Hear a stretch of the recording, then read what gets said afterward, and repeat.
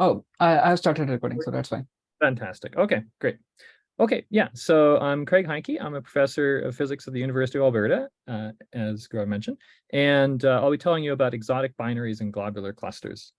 So let me give you the general plan of the talk here. So I'll be talking first a little bit of introduction about the kinds of objects that emit X-rays that we might be able to find in globular clusters, such as X-ray binaries and millisecond pulsars.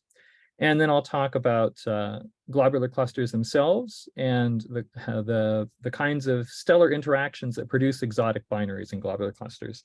And then I'll finish off talking about some areas of recent activity, such as what we think about black holes possibly existing in globular clusters. Actually, a few of these are now known, and I think we have evidence for a few more.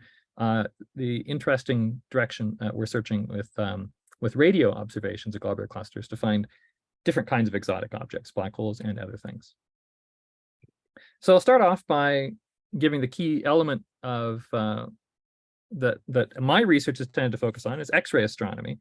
And X-ray astronomy gives you access to a different part of the universe than studying the universe in optical light.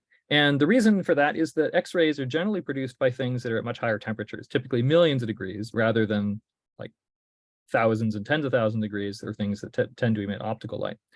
And so you see different things. So for instance, in this image here, looking at the sun, we're seeing the corona of the sun, which is up at millions of degrees, rather than the more familiar photosphere of the sun. And so that we see solar activity, various solar magnetic fields above solar sunspots, for instance. And we'll come back to this kind of X-ray emission later on. So another way of looking at this is to look at the optical sky. So this is the optical sky basically all spread out in one thing, as if you could squish all the 4 pi steradians of the sky into one direction. And you can see the Milky Way, it's set up so that the Milky Way is across the middle of this with the center of the galaxy in the center. And you can see the 2 Magellanic Clouds down to the lower right. Now, so here, the big thing that strikes you is that, you can see a few individual stars, but, there's thousands of stars making this general haze that make up most of the sky. When you compare this with the X-ray sky, you get a somewhat different picture. You do see the Milky Way is clearly the dominant feature. You can see the Magellanic Clouds, but the principal difference is that what you see is dominated by just a couple dozen really bright objects. And so that's a big difference here, that when we look at the X-ray sky, we're seeing principally a few objects which are largely X-ray binaries, a few supernova remnants and such, that are much brighter than the next brightest things. I see there's a chat question. Is that, or I don't know if it's a question or not, but a new comment. Okay, so there is a question by Shashank. If we are inside the Milky Way, how can we take its photograph? Okay. Right. So this is kind of, it's a great question. So what's happening in these two images is that we're kind of spreading the whole sky all around. This is one projection, right? You can have projections of the globe, right? You're so used to a projection of the Earth. So this is a projection of the sky. It's the same all around, but just projecting it into one direction. So, we're looking at the Milky Way from inside of it, right? So if you're inside of a pancake, you're looking at what it looks like if you kind of take the pancake and spread it around so it's all on one side. Does that make sense? Okay, so thank you. Great, excellent. Okay, so let's move on. So I want to talk about so the principal things that we see a lot of in X-ray binaries are compact objects, or what we call dead stars, right? And so these come in 3 different major flavors that we know of so far. There are white dwarfs, which are the final end product of evolution of lower mass stars like our sun. And so on the upper left here, you see an image of a white dwarf in a planetary nebula, the Cat's Eye Nebula, taken in optical light. We have, for more massive stars, their core collapses to a smaller thing. So white dwarfs are about the size of the Earth, and their masses range, well, I mean, they can be the size of the Earth or a little bit larger. Their masses range from a few tenths of a solar mass up to 1.4 solar masses or so. Neutron stars come from larger stars that collapse, and their cores are smaller, the size of a typical city, with the density of more than that of atomic nuclei. And so the image on the upper right is an example of a neutron star, that tiny dot you see in the middle, surrounded by the supernova remnant Cassiopeia A. And this is taken in X-rays, the Chandra X-ray Observatory. And then, of course, the third is the most popular, black holes, which are created from the collapse of even more massive stars.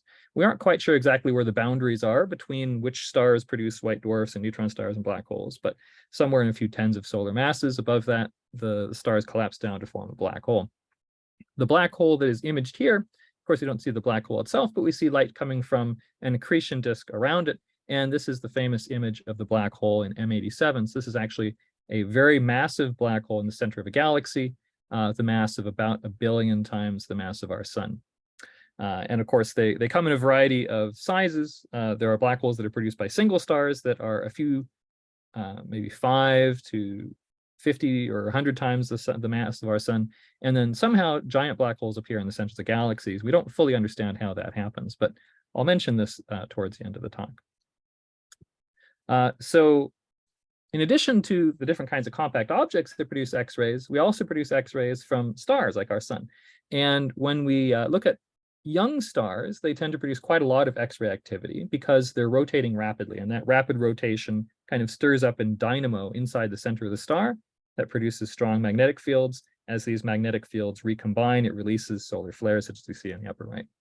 Now, there's different kinds of binaries.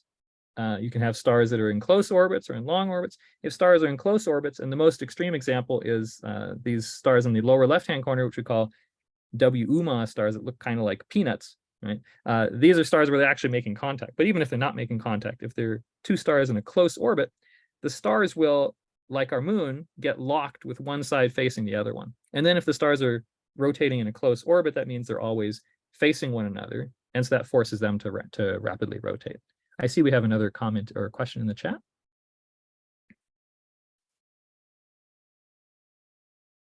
No, I don't think that's a question, sir. Oh, okay, that's fine. I can't see it offhand, so I'll just ask. All right, so I'll keep on No, going. it's just like a comment. Okay, that's fine. Great, thanks. Yeah, so anyway, I was going to say the distinction between young and old stars here. So as stars get older, they slow down, and so then their dynamo operates less, and X-ray activity reduces unless they're in a close binary system where they're forced to be rotating rapidly. And so that's why we talk about active binaries as being unusually X-ray bright compared to other lone stars, for instance. And in globular clusters, as we'll get to, all the stars are old. And so if we see stars with this kind of coronal activity, they tend to be in close binary systems. But the typical type for the compact objects, the typical way in which X-rays are released is that you have a close binary wherein some other star is transferring mass down onto the compact object. And that normally proceeds through what we call an accretion disk, such as this. The basic idea is that you have the two stars going around one another, and the point where the gravitational force from both stars is equal, if it's a very close orbit with a compact star, can be actually on the edge of one of the non-compact star. And so then material starts to leak out from that one, as you can see in this example here. Now, you might think it goes straight to the other one, but because they're moving around like this, as the material leaves the one, it still has angular momentum, and so it misses this one. And so then it goes around in a circle and eventually strikes other material coming, and then it kind of, some of this moves in and some of it moves out, and you end up with an accretion disk such as is shown here. Excuse me, I think we have a question. Yeah, go ahead. Yeah, so the question is a binary star system like this stable? Why don't they take each other apart instead of staying this way? Right, that's a good question. So the question is about stability. And so that's actually an area of active research about exactly which kinds of binaries are stable. And so the thing is, if you transfer some mass from one star to another in a binary system, depending on the mass ratio, the binary will either expand or contract. So it turns out if you take some mass from a more massive star and move it to the less massive star, then the binary will get closer. In that case, as you can see, that tends to be a runaway process. And so then the whole thing rapidly, the stars rapidly merge, basically. On the other hand, if the star that is transferring mass is a lower mass star than the one that is gaining mass, then the transfer of mass will tend to lead to the binary orbit expanding. And so that tends to slow down the transfer of mass. And so then something else is required to continue dumping mass in. You have to basically then find some way of losing angular momentum from the system. And that can either come through gravitational radiation, or it can come through the loss of angular momentum via the magnetic field of one of the stars. Either of these will tend to bring it back into contact again and continue to transfer mass, but it's a relatively slow process in these cases. I see another question, perhaps? Yeah, it's from Karthik. The question is, you mentioned about stellar black holes and supermassive black holes. I read that we don't usually see intermediate sized black holes. Why is there such a gap? That's a great question. Yeah, so I mean, we did not predict supermassive black holes when they were first discovered in the 1960s, and we're not quite sure how they're formed. We presume that somehow, in order to get a supermassive black hole, you probably have to get through an intermediate mass black hole on the way there.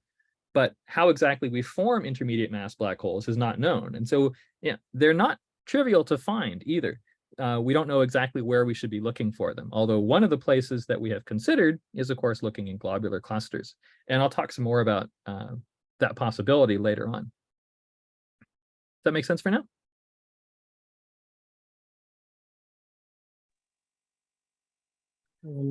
I guess you can continue. Okay, great. I'll come back to this later. Oh, is there another question here? No, it was just the response. Okay, great. Yes, Thanks. sir. Yeah, I can't see the chat window at the moment. Thanks. All right, so I want to talk, let's see. So I've talked about, let me back up here. So I talk about accretion and X-ray binaries. One last thing I should mention is that, as you can see, the material going around in the accretion disk is carrying angular momentum. And so when it lands onto the compact object, that will tend to spin it up.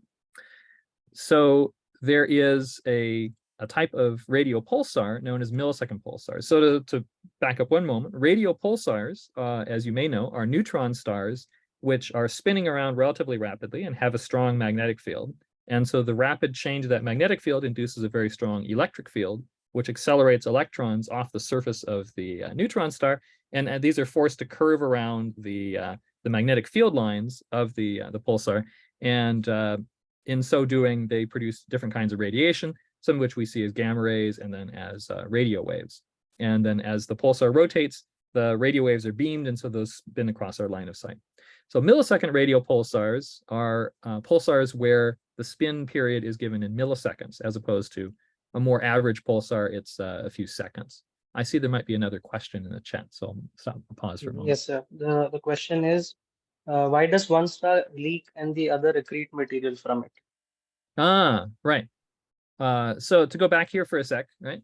So the point is, it depends upon the density of the two stars, right? So if you have a star that is a normal star, like our sun, in a close binary with a black hole or a neutron star, those stars are very dense. And so if the two get close together, you can easily bring the black hole or neutron star close enough that its gravity has the same pull upon the nearest face of the normal star as the center of that star itself. That wouldn't work if the black hole were enormous, because then it couldn't get that close, it would bump into it, right? So that's the basic idea. I see another question, perhaps, or comment? Yeah, the question is, could you explain what pulsars are again? Yeah, so basically the pulsars are neutron stars. So these are very, very compact stars. They're made of largely neutrons, the few protons and electrons, that are rotating very quickly. So if you, the upper, well, both of these are kind of illustrations of neutron stars being spun up or becoming pulsars, but I'll leave that aside for a moment. Kind of the key concept is that the pulsar has a very strong magnetic field. Electrons are moving through that magnetic field.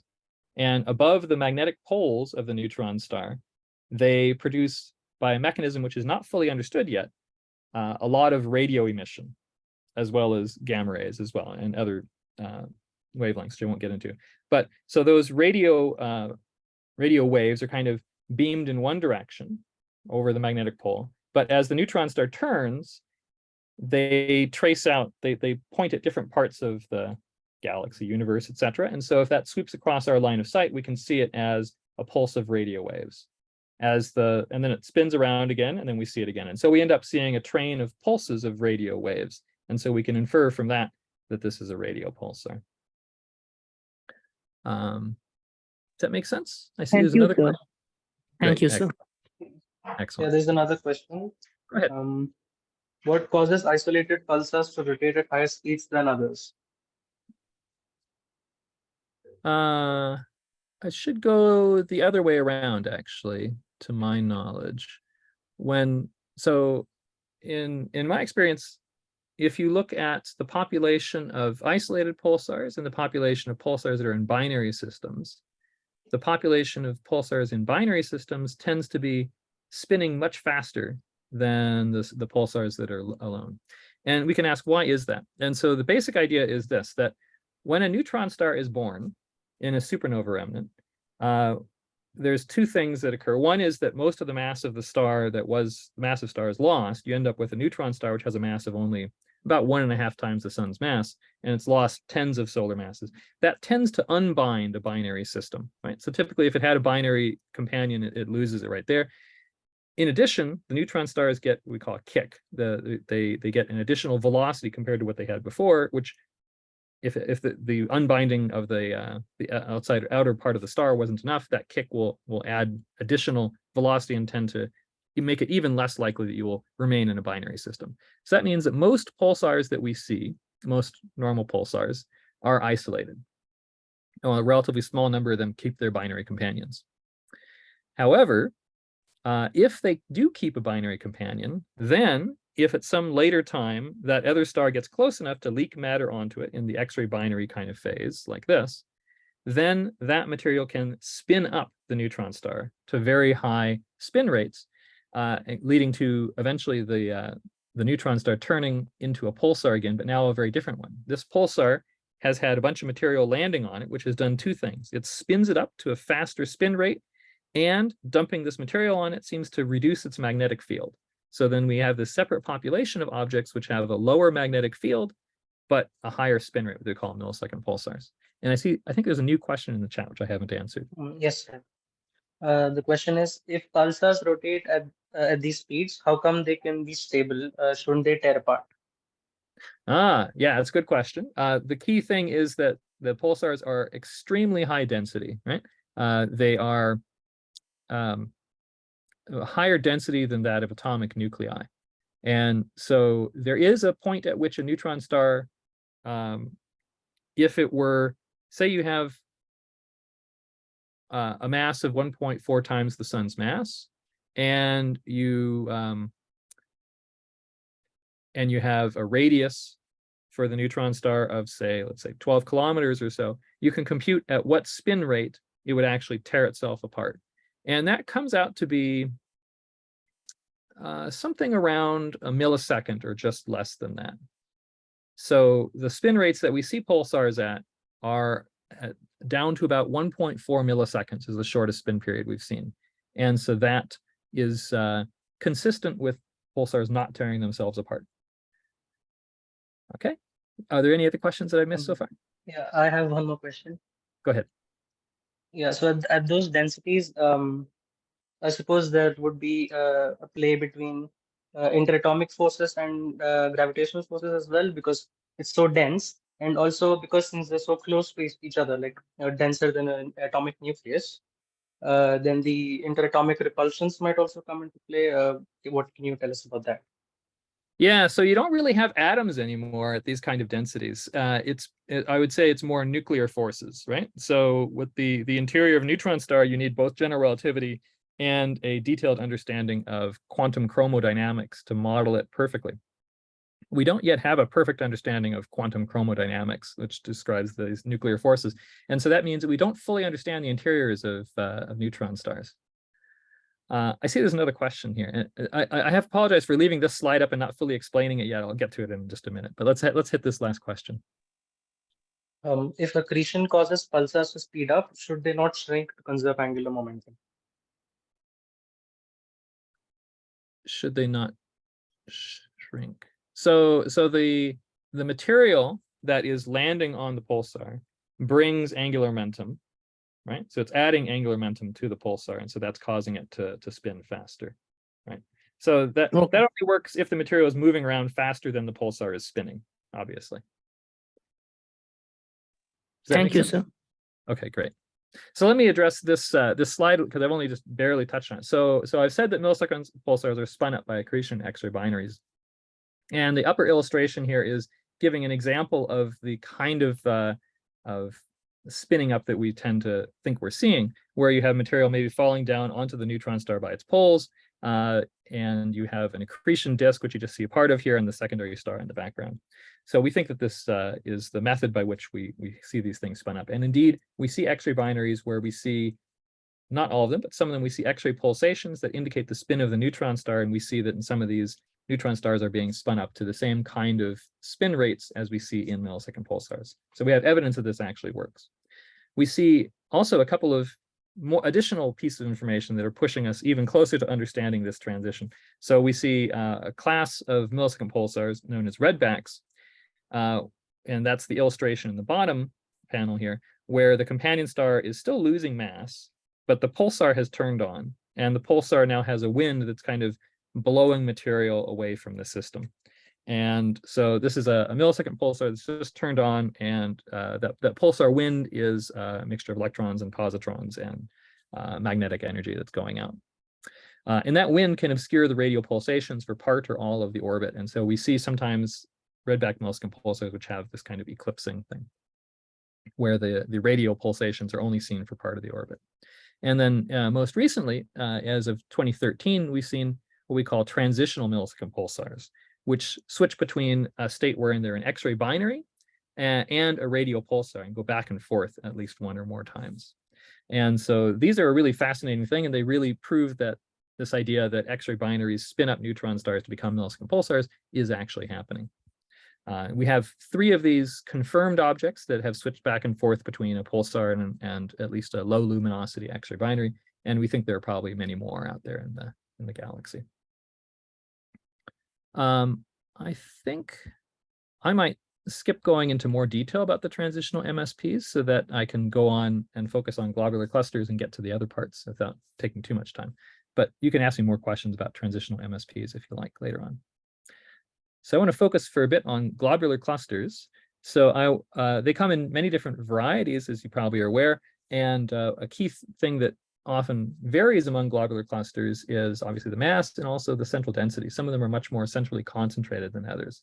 So on the right, we have an example of a globular cluster M80, which is very centrally concentrated. And on the left, M71, which has a much sparser cluster with a lower central density.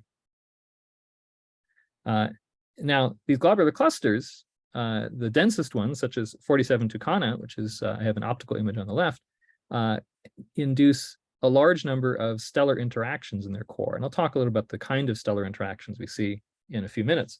But what this does is it enables the production of a large number of X-ray binaries in the core.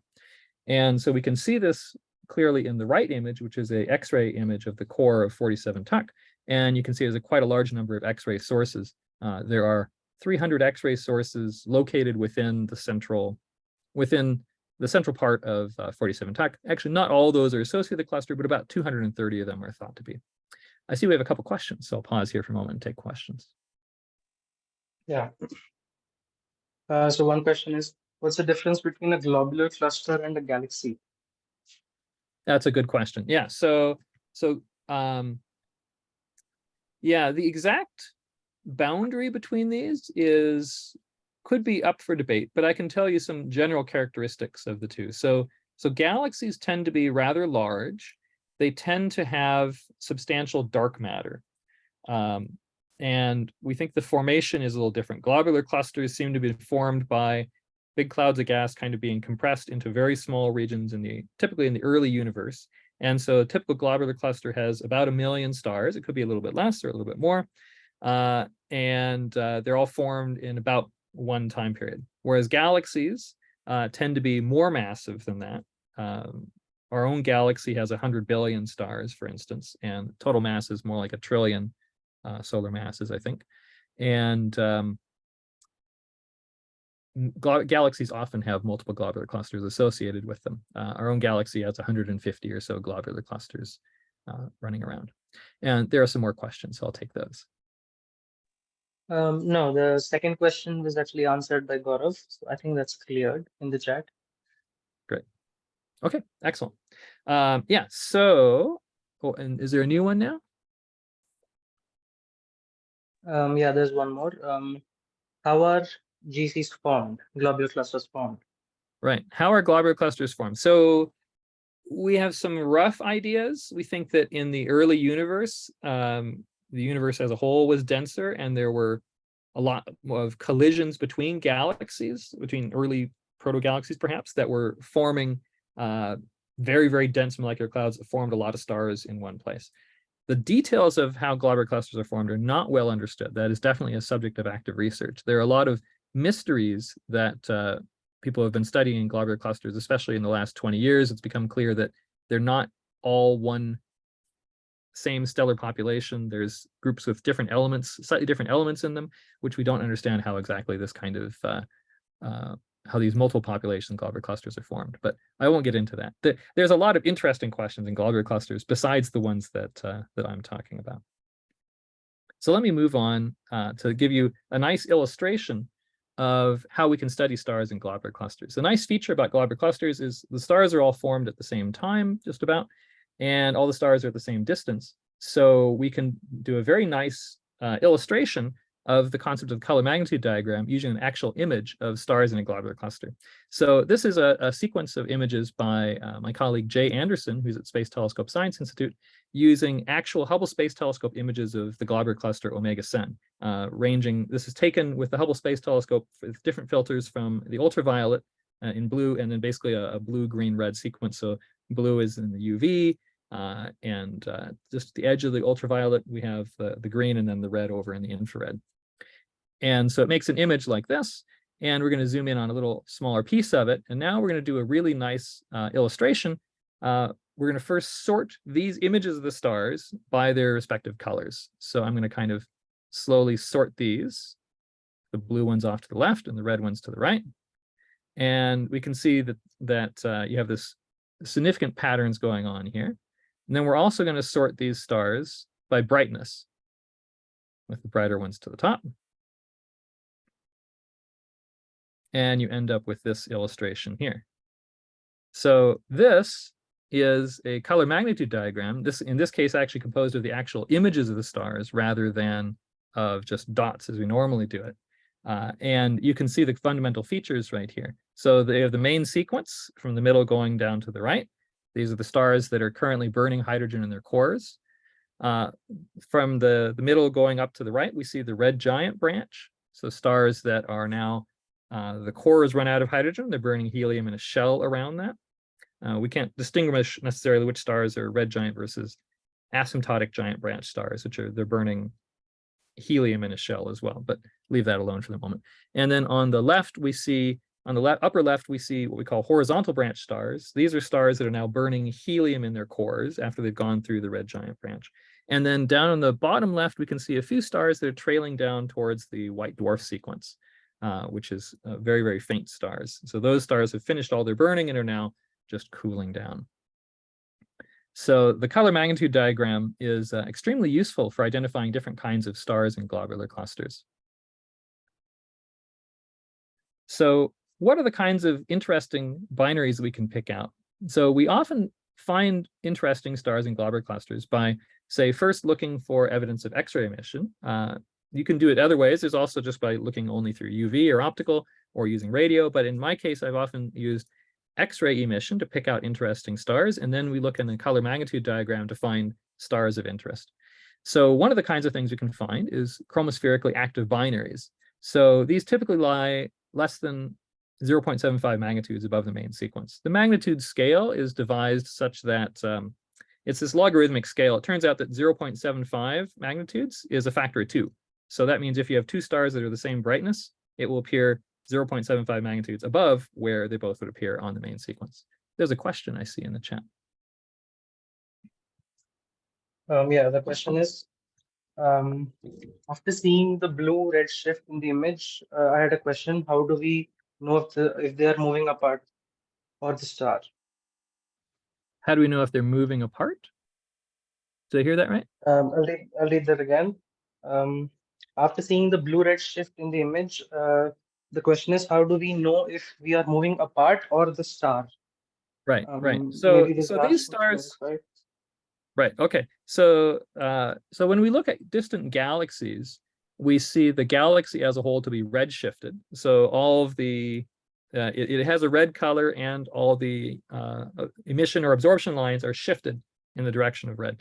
However, you can have objects that are simply red or blue just due to their temperature of the stars, for instance. And so when we look at stars in this globular cluster, the red or the blue color is not indicating a motion. It is rather indicating that the star is cooler or hotter than our own star, right? So our sun would, if it were located in Omega Cen, and we were looking at it from this distance again, it would be located right towards the center of the diagram. It would appear kind of whitish. The stars that are off to the right are cooler. Instead of being 6,000 like our sun, they might be 4,000 degrees or something. And then the stars off to the left are hotter. They might be at more like 10,000 Kelvin or something like that. Okay. All right, so I'll move on and talk a little bit more about these active binaries. So we have these active binaries that are located, that they're pairs of stars that are in close binaries and are emitting X-rays. And so we can see, if you look at the main sequence in the image on here on the right, you can see that just above it and to its right, there are a small number of stars there, and a number of these are labeled with numbers here. And so these are stars which, in the globular cluster M4, have been identified as X-ray sources. And most of these are chromospherically active binaries. This is from a paper that I was on with collaborators in Indiana and one of my current graduate students, Jake Zhao, this year. So these chromospherically active binaries do make up actually the majority of faint X-ray sources in globular clusters, but there are some that are brighter than them. There's also a class of objects which are in kind of a weird position. So if you look at object number 10 on this image on the right, it's not located within that range of the kind of the range in which binaries typically are, and 8 as well in this case. They're instead located kind of below the place where the main sequence turns off towards the giant branch. We call the subgiant branch. So these are below that, and we call these subgiants.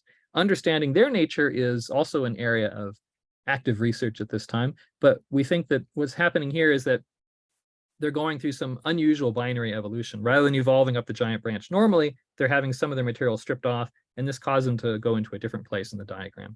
I see there's another question here, so I'll take that. The question is, I saw one of your archive papers on the study of two neutron stars, and it talked about FLRW equations, or in general equation state. What exactly was their aim at studying the state equations? Right. So we talk about an equation of state as that which relates pressure to density in a medium. And so we're interested in this for many different things. People talk about the equation of state for cosmology, for instance, for the universe. But in our case, we're talking about understanding the neutron star equation of state. So we don't yet understand exactly what the pressure to density relation is in the cores of neutron stars, because you don't understand all the detailed physics there. Now, if we can measure, say, the mass and the radius of a few neutron stars precisely, that would give us at least a hint as to exactly what the density is in the core and how much mass it is supporting. So that would be very helpful in trying to understand what's going on in the physics of neutron star interiors. Okay. I see there's another one, actually, or two more. Yeah. Why neutron stars form globular clusters? The question is why neutron stars form in globular clusters, is that right? No, I'm sorry. Why neutron stars from globular clusters? It may be incorrectly phrased. If the person can clarify, please. Yeah, I was the one who asked the question. I want. So you just talked about you studied two neutron stars from a 47 to come. So why did you prefer the globular cluster to study the state equations, to study the state of the neutron stars? Yeah. So the question is, why do we use that to study the equation of state of neutron stars, right? So a key thing is that when we look around in our galaxy, it's often difficult to tell, we see an object, how far away that object is. So concisely, to try to study the radius of a neutron star, one way you can do it is by measuring the temperature of the object, which requires that you have a model for how it emits, and inferring what flux you receive from it. And then you can infer from the flux you receive and the temperature, assuming it's a black body, which it isn't, but we can compensate for this. You can infer the area on the sky that it occupies to produce that flux. And then if you know the distance it's at, you can infer then its actual size. So you can infer the radius that way. It's more complicated than that, of course, because general relativity messes things up a little bit, makes the mass and radius somewhat degenerate. But this means that if you know the distance to an object, that makes it much easier to use it to try to measure the radius. And so since we know the distance to globular clusters, because we can actually, we can fit this with, well, we have many different ways of trying to estimate the distances of globular clusters because there are so many stars in them. There's a variety of ways to do this. That gives us a nicer handle than with other neutron stars we see in the galaxy. It's not the only way to try to understand the interiors of neutron stars, and possibly not even the best one, but it's one that I've had a lot to do with. And there's one or two more questions I see. No, I think there's just comments. Okay, great. Excellent. All right, so I've talked about active binaries now. Let me talk about accreting white dwarfs. So we see a number of accreting white dwarfs in globular clusters. In the right-hand image, I've circled a number of these objects in 47 Tuc. In the left-hand image, I show how we identify these in color magnitude diagrams. So this is a color magnitude diagram for 47 Tuc with the main sequence and the subgiant branch on the right. On the far left, you can see the white dwarf cooling sequence. It's kind of looks a little bit more like a cloud. Because 47 Tuc is partly in front of the small Magellanic Cloud, there's a small Magellanic Cloud main sequence kind of in between them. But all around this area, we can see in this image a bunch of labeled dots, which often are between the white dwarf sequence and the main sequence. And many of these are cataclysmic variables, or accreting white dwarfs, where you have a white dwarf tearing material from another star. And so we can pick these out by them appearing blue, significantly bluer than the main sequence, especially when you look in the ultraviolet. We then see the hot disk producing X-rays and ultraviolet. And then if we then turn to redder filters, such as the optical filters, we see these objects appearing to move closer to the main sequence because the light then is more dominated by the secondary star. Do I have a question or two in the chat? No, I think there's just discussions. I think we can move on. Great. Okay. And then we can also look at accreting neutron stars. So on the upper right, there's two false color images of two globular clusters, NGC 6266 on the right and M30 in the center there. And we can see these are constructed by taking the lower energy X-rays and identifying these, making these a red, and then medium energy X-rays is green and higher energy X-rays is blue. And so we can make these false color X-ray images. And one thing you spot in these is several very orange bright sources, right?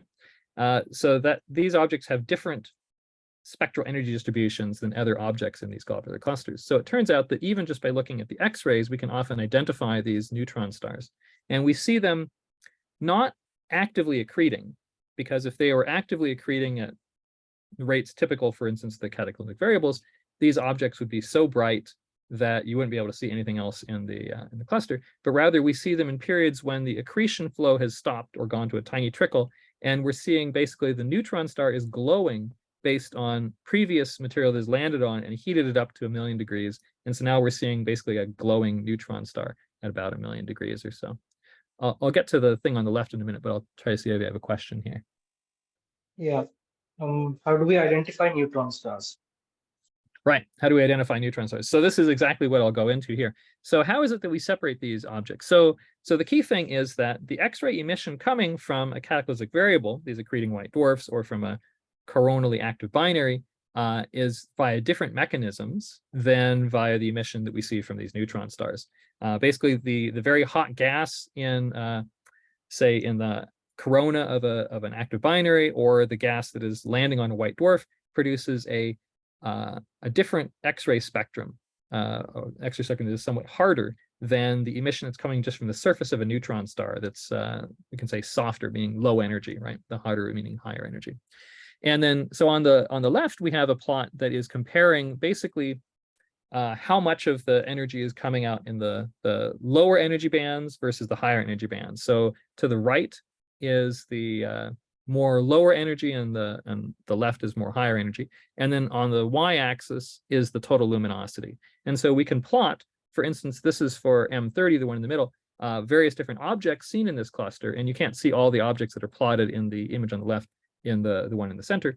But you can see a number of objects labeled C, B, A2, etc., that are, say, in the middle of this image. And on the right, we see one object labeled A1. And right across that A1, there's a track there, which is the theoretically predicted location of accreting, well, I should say, in between accretion episodes, neutron stars. Basically saying, if we assume that it has a hydrogen atmosphere, what do we anticipate the X-ray color should be for a given luminosity? And we can predict what that should be. And it happens that this guy falls right on top of it. So that's a really nice feature. We can go one step beyond it. We can actually, for every photon that lands on the Chandra X-ray Observatory's detector, we get not just the time that it landed and the position it came from in space, but we also get a rough estimate of its energy. This allows us to construct an X-ray spectrum from every source that we have here, which is different from optical astronomy, where you either have to choose to take an image or else get a spectrum. There are detectors that can do both, but they're very expensive. Whereas in X-ray astronomy, we've been doing this for quite some time with our major instruments. So what I'm showing here is a plot of energy in X-rays versus flux in that energy bin. And so this is for that orange object in the middle bin there, M30A1. The little crosses are the data, and the line is a model for a hydrogen atmosphere model that is used to fit this object. And it's a very, very good fit, and demonstrates that the object that we're looking at there is almost certainly, I'll say certainly a neutron star in a quiescent state in between accretion episodes. So this is a nice way for us to find these accreting neutron stars. So we can also look for millisecond pulsars. So we tend not to identify these in the X-ray. We tend to find these rather through radio observations of globular clusters. And so these are my colleagues with big radio telescopes finding lots of them. And so again, in 47 Tuc, we can find a lot of them. We also see these guys in the X-ray. And so in the image on the right, we've got little diamonds around about 20 or so known millisecond radio pulsars in 47 Tuc. And we keep finding a few more.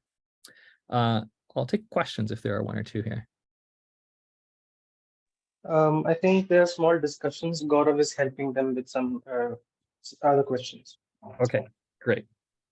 So moving right along. So I want to illustrate now. So I've talked about the different kinds of objects we see in globular clusters. So let me give two examples of ways that we can form objects in globular, some of these exotic binaries in globular clusters. So this is a hydrodynamic simulation of an interaction between a red giant star and a neutron star. So I'll tell you briefly what you're going to see before I play it. The red giant star and the neutron star are going to smash into one another.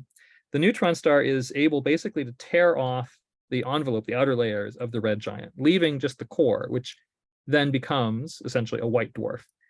So this is a way of creating from a neutron star itself and another star, a red giant star, creating from that, you kind of remove the envelope of the red giant, and then you're left with a white dwarf and a neutron star in a short orbit. This orbit will keep getting smaller and smaller until eventually you might start transferring matter from the white dwarf to the neutron star. So it's a way of forming extremely compact binaries with orbital periods of only a few minutes. So I'll go ahead and play this simulation here.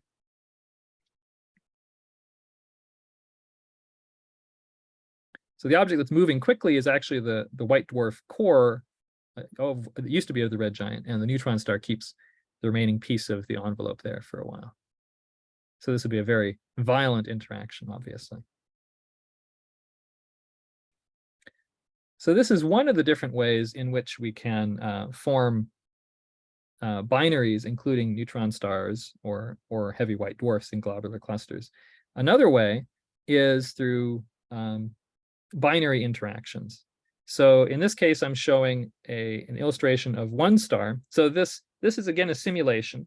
The simulation actually uses correct gravitational physics to show how these bodies would interact. Showing them as being of a certain size and so on is added on later.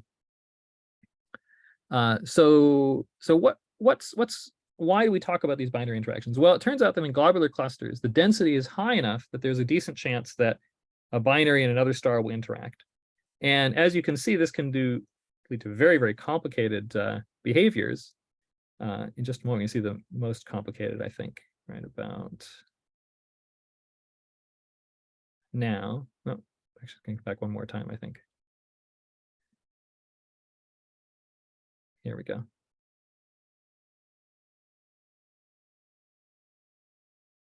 So you can lead to very chaotic behaviors. And eventually, what will tend to happen in these kind of scenarios is that the least massive object of the three that are interacting in this kind of a three-body scenario will tend to be ejected, leaving the two more massive objects there. This is crucial because in globular clusters, as everywhere else, neutron stars when they're born tend to remain single. However, a neutron star has a decent chance in a globular cluster, because it's so dense, of interacting with other stars, leading to it getting exchanged into a binary system. And so this puts neutron stars into binaries that weren't there before, which is part of why we think that we can understand how it is that there are so many more neutron star X-ray binaries in globular clusters per unit mass, right? So if you have 100 stars, or say you have 1,000,000 stars in the field, you're unlikely to have a neutron star X-ray binary, but you have 1,000,000 stars in a globular cluster, you tend to have one. Why is that? We think it's because they get exchanged into binaries. I see there's at least one question, perhaps, unless it's already been discussed. Yeah, it's already been discussed. Okay, great. So when we look at differences among different clusters, we see that clusters, as I mentioned, differ in their mass and their central density and abundances of different elements and so on. And they also have great differences in the numbers of X-ray sources, for instance. And so we think we can understand a bit of those differences. So I'll start first on the upper right plot here. So we can calculate a kind of a stellar encounter rate. Basically, we figure out what is a relative ratio of number of interactions between stars in different globular clusters. It depends upon their density and mass, essentially. And so that's the x-axis on the upper right plot. The y-axis is the number of X-ray binaries above a given X-ray luminosity. So looking basically at the brighter ones in different clusters. And then these are the NGC numbers for different globular clusters. And you can see that there is a distinct correlation, that the higher the stellar encounter rate, the larger the number of X-ray binaries. There's also some scatter in this, so clearly there's some complexity going on. It's not the only thing which is affecting the production of X-ray binaries in globular clusters, but it is a substantial effect. We think it's, if we dig in even more depth into understanding what's going on, we see that, in fact, globular clusters, when they're formed, initially there are a certain number of binary stars, but because they're relatively high density, they actually destroy a lot of like chromospherically active binaries and things that might become cataclysmic variables later on. So if you talk about a medium density globular cluster, it actually will have fewer binaries than, say, a very low density open cluster or just regular stars floating around in our galaxy. And so interestingly, we can compare the X-ray emissivity per unit mass, so the total amount of X-ray luminosity per stellar mass of like different parts of galaxies and very loose open clusters, and compare that to the X-ray luminosity per unit mass of globular clusters. And what we find is that the X-ray luminosity of the open clusters is higher than that of most globular clusters. But at the very highest central densities for globular clusters, the X-ray luminosity per unit mass gets back up again to the level it was in the field, in the rest of the galaxy. And so we can basically understand that as saying, if you have low density, you make a bunch of binaries, and some of these produce cataclysmic variables, some of them produce active binaries. You put them into a higher density globular cluster, and you destroy many of the binaries that would produce some X-rays, but you don't make a lot of neutron star X-ray binaries. And then you get up to the highest density objects, and there you make more neutron star X-ray binaries. You make cataclysmic variables with very heavy white dwarfs, and so the X-ray luminosity goes up again. So it's an interesting complexity. There's something else in the chat. Is that a question? No, sir.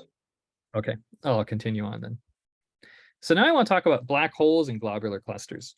So we know, for instance, that the LIGO and Virgo observatories have detected a lot of mergers of black holes.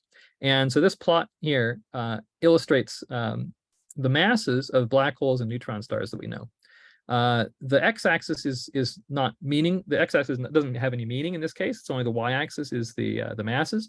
At the top, you can see pairs of black holes with the lines that go to another one. So that's every LIGO and Virgo detection as of a year or two ago, showing the individual mergers of black holes to make larger black holes. Those are the blue dots. The purple dots are black holes that we've detected in X-ray binaries, for instance. So it says EM for electromagnetic black holes. And the yellow dots are electromagnetic neutron stars. And then we have a couple of mergers of neutron stars that have been seen by LIGO and Virgo. So what I'm trying to get at with this point is to say that we saw electromagnetic black holes at masses of, say, 5, 10, 15 times the sun's mass. The LIGO and Virgo black holes, we see a number of these that start out with much more massive black holes merging. And this is not quite expected. We didn't expect to see black holes that were like 80 times the sun's mass merging with other black holes to make 160 times the sun's mass black holes. Why is this? Where are these massive black holes coming from? So it's possible that they're formed by normal stellar evolution, but it's not guaranteed at all, because we have difficulty making normal single star stellar evolution make such high mass black holes. So it's been suspected that instead part of what's going on is that we make two black holes merging in a globular cluster, and then you can merge them again and again, rather than in the galaxy as a whole. You might make two stars in a black hole and make them merge, and then you're done. You have one merger. But in globular clusters, you can merge 2, 3, 4, 5, 6, 12 black holes together. There are complications with this. When they merge, it tends to give them a kick, which might toss them out of the cluster. But it may explain how you get such massive black holes there, and it could then generate really massive black holes, hundreds or thousands of times the sun's mass, what we call intermediate mass black holes. So another question in the chat? Yes, sir. How do we determine the mass of the merging, of the black hole that are merging? Yeah, that's a great question. So when you detect a gravitational wave, what you detect is from a merging set of black holes, what we're seeing is we see a kind of a wobble as the two black holes are getting closer and closer together, right? Or two neutron stars, whatever. And so you can measure two principal things from that. You can measure the frequency of how fast they're going around and the amplitude, right? And so the frequency is getting higher and higher as the amplitude gets higher and higher until eventually they merge. And so what you can do is you can say, okay, based upon the point where you can see the merger happening, where it stops, right? And you see the ring down, where that happens, you can infer from that the mass of the two objects. Basically, the more massive they are, the lower the frequency at which they merge, right? So the neutron stars will get up to like 1,000 hertz before they merge, whereas the lower mass black holes will only get to a few hundred hertz. You can also, from the amplitude, you can thus infer how far away it is, basically, because the mass contributes to both the strength of the signal and it gives you the frequency at which they merge. And so then combining that with the amplitude, you get a sense of how far away it is. It's not perfect, but it gives you some idea. And then for direction on the sky, you have to kind of use multiple gravitational wave things to try to infer from that. I won't go into a lot of detail about that, but it's a lot of fun, and I encourage you to learn more about that or ask me again at the end. Anyway, so there's the suspicion that the globular clusters might have something to do with mergers of stellar mass black holes. So it'll be interesting to try to look and see if we can find more black holes in globular clusters. I haven't talked about identifications of these yet. So how do we find black holes? Well, so here's an illustration of an X-ray binary, which the other parts of it you've largely seen before, but I want to point out something new, which is the jet that you see going up and down from the accreting object. So we see jets in a wide variety of different systems. We see them in young stars that are just forming. We see them in cataclysmic variables. We see them in neutron star X-ray binaries and black hole X-ray binaries. What is unusual about black holes is that they have stronger jets than all the others. Now, just to back up for a moment, we don't understand everything about how jets are formed, but we think that what is happening here is that some small fraction of the mass that is falling towards the accreting object, instead of landing in the compact object, is kind of torn away by some kind of energy that is being released in the last bits of material before they fall in, and is pushing a small fraction of material out at very high velocities, often close to the speed of light. And we can often see these jets in the radio. They emit largely in synchrotron radiation. So here's an example. This is a radioluminosity on the y-axis versus X-ray luminosity on the x-axis. And what we find is that there's a clear dividing line between the black holes and the neutron stars. It turns out this isn't quite as perfect as, it hasn't remained as perfect a division as it was initially suggested, but it still seems to largely hold that the black holes are more radio bright than the neutron stars for a given X-ray luminosity. So that enables us then to say, well, if we look at a bunch of globular clusters and look for things that are radio bright for their X-ray luminosity, we might find black holes. Then we have to follow up and try to prove it's a black hole, which is a trickier process. So this inspired a survey that I'm a part of called the Maverick Radio Survey, which is looking with some of the best radio telescopes in the world, some of the best, I should say, high frequency radio telescopes that can make images at many different massive globular clusters. And so here are two examples, 47 Tuc that I've mentioned before, and M62 on the right. So for 47 Tuc, the radio image is down the bottom and the X-ray on the top. And the radio image, this initial radio image shows one strong radio source, which we associate with the X-ray object called X9 there in the upper image. And for M62, again, we see a strong radio source associated with that object the arrow is pointing to in the right image. So what are these objects that are radio bright? So for both of these, there's the suggestion that these appear to be black hole candidates. So this is another version of that radio luminosity versus X-ray luminosity plot, the radio luminosity on the vertical axis. So the black squares that we see along a line, those are actual observations of black hole X-ray binaries as they get brighter and dimmer. And the dashed line, the black dashed line is kind of our fitted estimate of, basically how these things seem to move in terms of radio X-ray luminosity. And then the blue hexagons and the pink stars are different kinds of neutron stars that we see.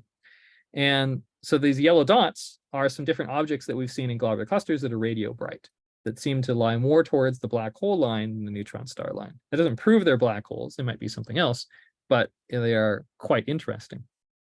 And so the object in M62, its radio and X-ray luminosities are very close to one observation of a black hole known as V404 Sig that we know is a black hole. In 47 Tuc X9, it's not 100% sure. It could be something more like a weird kind of neutron star we call the transitional MSPs that I mentioned before, but it also is quite consistent with the black hole line. So that's an interesting object, and I'll talk a little bit more about 47 Tuc X9. So my graduate student Arash Baramian some years back found a couple very interesting things. Let me concentrate on the left-hand plot first, which is a little bit simpler. So we took a whole bunch of different X-ray data and created what we call power spectra. And so that's where we basically look and see how much variability is there at various different frequencies, right? So you can find the orbital period or spin period or things like that. And we found, as you can see in a number of these plots, on about 2/3 of the way towards the right side is a strong peak in that power spectrum at a frequency that corresponds to 28.2 minutes. And it's very stable. We think this is the orbital period of the system. This is consistent with all the other evidence we have from ultraviolet and optical data and so on. That says this is actually a donor star must be, with a 28.2 minute orbit, has to be a white dwarf star that's dumping matter onto something else, be it a black hole or less likely a neutron star. On the right, we have the X-ray spectrum of this, which we ended up fitting this with a rather complicated model, which I won't go into except to say that a crucial piece that we need to explain the model is emission from oxygen. And I'm going to switch. This is what we actually observe, but the X-ray, the detection of each photon's energy is not perfect. It kind of smears it out a little bit. So we think this is the true spectrum that is coming into our detectors. Looks like this. You can see the clear features from two lines down below 1 kilo electron volt. So the lines are sticking up on the left, and those are both oxygen lines. So we think we have clear detections of oxygen in the X-ray spectrum. In the ultraviolet, we see carbon, and we see no evidence of hydrogen or helium in either the ultraviolet or the optical. So we're pretty convinced that this is actually a carbon-oxygen white dwarf that is dumping matter onto what was most likely a black hole, possibly a neutron star. So this was a lot of fun. We found other unusual objects in the Maverick radio survey. I'll go on just a few minutes more if people are okay with that. So there's two of these I'll comment on. One in NGC 6397. So again, we have the radio image and the X-ray image, and another one in NGC 6652. Again, the radio image and the X-ray image. The X-ray image on the top, it kind of looks as though there might be jets coming up, but those are actually not jets. It's actually a instrumental artifact from the object up and to the right of the object I'm pointing at. So for NGC 6652, the object that we're seeing shows flaring behavior in both the X-rays and the radio that seems to be characteristic of these transitional MSPs as we see them. really the most interesting bit is this thing on the right. So what's on the right shown here is optical spectra of the region right around a transition produced by hydrogen that were taken at different dates. And you can see the dates and times associated there. And what you see is a dramatic change on hours timescales between it appearing to be an emission line. So if you look at the third from the top, there's an emission line centered at about the red dashed line, marking the point where this emission line comes from. And then down to the fifth one, and several others, you see it instead of being an absorption line. So how can we understand that? Well, a star tends to make absorption lines because you have basically the photosphere. You basically have cooler material absorbing the hotter black body radiation from inside, so you make an absorption line. Whereas on the other hand, if you have a bunch of very diffuse material in front of, say, just empty space, then then you just produce the emission line from that. So if you have an emission feature, that's indicating a lot of diffuse material that is relatively hot. If, on the other hand, you have the absorption line, indicates it isn't there. So the star, we think, is there all the time. So what do we interpret from this? We interpret that you're forming an accretion disk around the accreting object, the neutron star, say, and then at other times that accretion disk disappears. It's all blown away. So we're only seeing just the emission from the companion star. And so we think that this series of optical spectra is showing the accretion disk forming and disappearing repeatedly on short time scales. So this is a really interesting evidence for a transitional millisecond pulsar. And then the other thing I want to point out is in NGC 6397, we found this radio bright object. So we already knew of one object that was a radio pulsar that's located, interestingly, in the sub-subgiant region that is just below the part where the giant branch starts turning off. That one is U12. It was already known to be a radio pulsar, millisecond pulsar. And U18 was not detected with radio pulses at the time that U12 was. U12 was detected back in 2001. And for 20 years, we thought it was the only millisecond pulsar in the cluster. But U18 showed similar optical colors, as you can see in this color magnitude diagram, similar X-ray behavior, and then we discovered also a radio detection, which had the same kind of radio spectrum as U12. And so we suggested that that was probably another redback type of millisecond pulsar. And as of last year, it was found that, in fact, they were able to detect pulsations from this object. They couldn't tell exactly where in the cluster it was, but they could see that it had the same orbital period that we measured for for this U18 object. So we're convinced that this is a millisecond pulsar that was hidden for a long time. We think it's hidden for a good fraction of its orbit. It may have been hidden also for many years and then reappeared eventually. So it's nice to be able to see that we can indeed find these objects, even if we can't see the radio pulsations in some cases. Now, the last object I want to talk about is we took a much deeper observation of 47 Tuc and found a very faint, well, a much fainter radio source right at the center of the globular cluster. So now, if we compare the brightness that we see in the radio compared to the brightness we see in the X-ray for this object, that ratio of radio to X-ray luminosities has often been used to infer the masses of large black holes at the center of center of galaxies. And if you take that correlation and extend it down to this kind of radio and X-ray luminosities, you would infer that this has about 1,000 solar masses. Down here, we can see a zoom in on the radio image on the right, and in the middle, we can see an optical image from the Hubble Space Telescope of the center of this globular cluster. There are a couple stars that are barely consistent with the cyan-colored ellipse showing the location of this radio source, but neither of them show any particular unusual features. So the concept that this may be an intermediate mass black hole is, I think, the most interesting and possibly the most likely scenario of what's going on here. Is there a question in the chat? Yes, there is a question. Black holes don't emit anything, do they? Yeah, the black hole itself can't emit anything. So if you see emission, it has to be from material that is close to the black hole. It is being dragged around, accelerated by the black hole. And so, as for instance, in M87, as we mentioned at the beginning, you can see the material falling into the black hole. So here, the idea would be that you'd be seeing some material falling into this black hole in the center of the globular cluster. So this would just be the gas in the middle of the globular cluster kind of some of it diffusing in and falling into this black hole and producing X-rays, and some of it producing radio jets. Does that make sense? Yes, sir. Okay, fantastic. Great. So I'll just finish up. So we have lots of different directions which we're going in the future to try to understand interesting exotic binaries and globular clusters.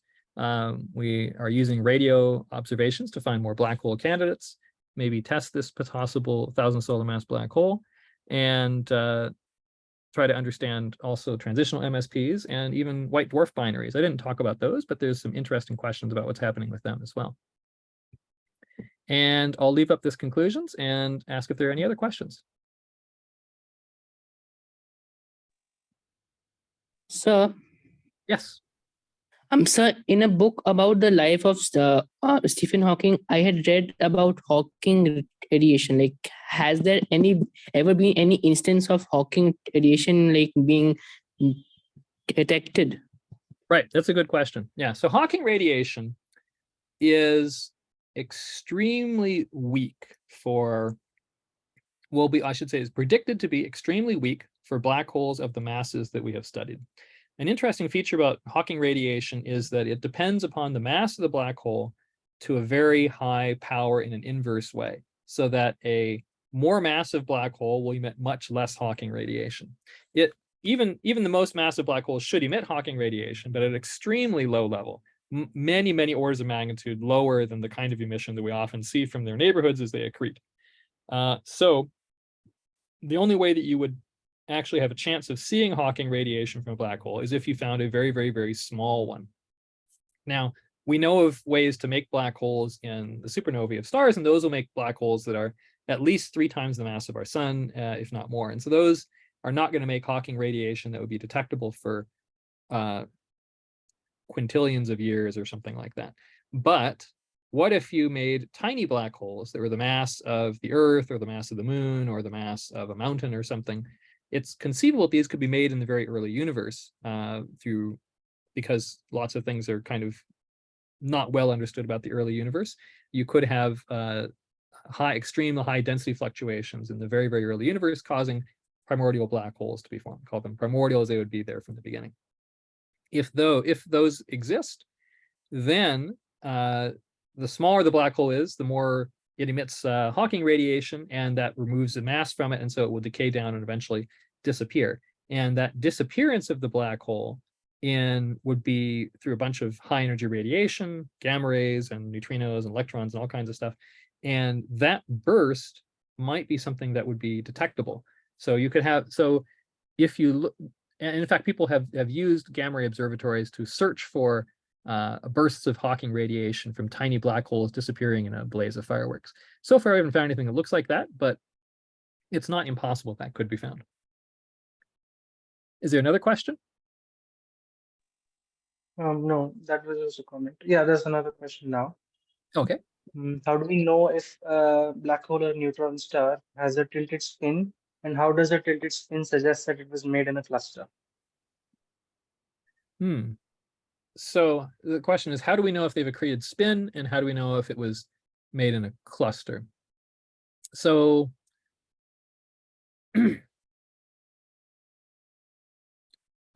so I think that's referring back to, hang on, let me back. Hang on, actually not this one. This one here. Yeah, oh, the tilted spin. Okay, yes. So I didn't talk about the tilted spins. So with LIGO and Virgo, another piece of information that you can get is the spin of the two merging objects. You get some information about the spin. And basically that changes the waveform slightly as they come together, depending on if they're spinning strongly. And whether the spins are aligned or anti-aligned or tilted in some other way, you get some information about that from the waveform, which I won't go into in detail. But the fact that, so if you have two stars that are in a normal binary, right, then you expect them to both be spinning in the same sense, right? They both should be, if one is spinning clockwise as seen from above, the other one should also be that way. So it would be unusual to have two black holes merging if they were from just a normal binary system where the spins are opposite, right? That would seem strange. in a normal binary system. But it would be totally normal if they're forming in a globular cluster where objects are just getting together in the middle and merging. So that's an interesting feature about the fact that we can see some of these spins of these LIGO-Virgo black hole mergers seeming to be tilted from what you would expect with normal binaries. Is there another question as well? Actually, we've exceeded a time limit by 20 minutes, sir. So we'll take the questions only if you're okay with taking those questions now. Yeah, let's take, I'm happy to take a couple more questions if you like. I know we've gone a little bit over, but hopefully not. No, it's just up to you. There's one more question. Yeah. In general, how do we estimate the measure of stellar bodies, masses of stellar bodies? I'm sorry. How do we estimate the mass of stellar bodies? So there are multiple different methods, but the best method is the dynamical method, right? So if you can measure something moving around something else, that will allow you to measure the mass of the object that this one is moving around, right? That's the thing that we use all the time in astronomy. It's our gold standard for measuring masses. Anything else that we have is usually more empirical and less robust. But so the dynamical mass measurements are the gold standard for measuring black hole masses in our galaxy. And so all the purple ones that we have, electromagnetic black hole masses here, or those with electromagnetic neutron stars, that's how it's measured. And then, of course, the way that has become much more common now is actually measuring the signal from gravitational waves produced by two black holes or two neutron stars merging. And that also gives us a mass measurement. There are other methods, and they're complicated to try to measure, so I won't go into them. Yeah, so we'll take this. This will be our last question. I think Shashank has the question. You can speak now. Go for it. Yes, sir. So you mentioned primordial black holes. So given that there was not material in the universe when it was young, how could they have formed? Sorry, given that there was not what in the universe? So there was not much, like there were not many stars. There was not much material. So, like, how could they have formed? Well, there was lots of material, but there was not much structure, we could say, right? We didn't have galaxies, didn't have stars. We had a lot of material packed very closely together. But so how do you make black holes? That is a great question. The key thing is that in the very, very early universe, we have to take complicated quantum effects into account, which are kind of difficult to know exactly how those behave in the very early universe. So the concept is that in the first few seconds of the universe or so, I couldn't pinpoint exactly when, you could have quantum effects leading to some portions of the universe suddenly getting significantly much denser than the average, and possibly dense enough to force material to become a black hole. So that's my limited understanding of it. I've never studied these primordial black hole theories in any depth. Thank you, sir. You're welcome. Okay, I think okay. There's one more question. Sure, go ahead. Yeah, let's just take this one more as the last question. Please speak up, Heinke. Hello. Hi.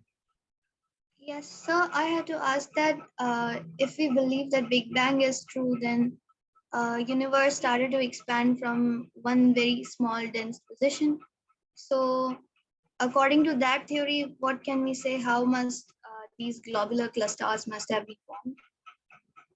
Right. So the globular clusters, we think, were formed early in the universe's history, but not that early, right? So if you kind of put the history of the universe in pieces, right? You have the very, very early universe, including the inflationary era, the period when the different forces decoupled and all that, the first 3 minutes in which helium was burned, right? In which hydrogen was burned to make helium within the very nucleosynthesis, right, in the early universe. And then 300,000 years later, you eventually decouple light from, you make atoms so the light can flow freely. And then much later, hundreds of millions of years later, so you start forming stars. And so that's kind of the earliest point when you could form the globular clusters.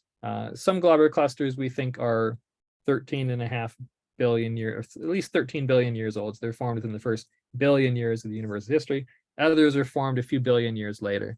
So there's some range in ages of different globular clusters, and this is reflected in the different amounts of metals that different of heavy elements that different clusters have. But they were formed, I should say, in the relatively early universe as galaxies were starting to form, tends to be the understanding now. And sir, we also talk about our universe consisting of dark energy, dark matter, and the matter that constitutes our planets and everything. Mhm. So Mhm. is that globular clusters have dark matter consisting? Because globular clusters have tendency to condense at one point. Right, right. So we don't understand everything about dark matter, but we know that dark matter does not strongly interact with itself or with other matter. I mean, it mainly interacts through gravity. It doesn't seem to have doesn't interact with it electromagnetically. It doesn't tend to slam into ordinary matter with a large cross section so that it doesn't get slowed down very much. What this means is that dark matter tends to kind of remain puffy. Regular matter you can have a piece of gas slam into another piece of gas, loses angular momentum, and they fall inwards, right? So you end up forming things like galaxies and so on. And dark matter doesn't do this kind of thing, so it stays puffy. So then you can have, in a galaxy, you end up with the galaxy is relatively small and disc shaped maybe, and the dark matter is this puffy thing around it. So that's a kind of basic picture here. So globular clusters tend to be formed when like bits of gas ran into each other, we think, at very high velocities and high densities, and make lots of stars in a small area. And as far as we can tell, globular clusters don't have any substantial amount of dark matter associated with them. That's a big difference between them and the smallest galaxies that we see. The smallest galaxies that we see generally still have substantial dark matter halos. These are like little dwarf galaxies that are around the Milky Way, which might have only, I don't know, 100 million times the mass of our sun. So they're really quite small. But in contrast to the globular clusters, they have substantial dark matter halos, which globular clusters, as far as we can tell, don't have. The exact understanding for why this is not 100% clear, I'd say. It's still an area of active research. Okay, sir. Thank you. You're welcome. Yeah, I think that's the last question. We can wrap up now. So again, thank you very much, Dr. Heinke, Professor Heinke, for agreeing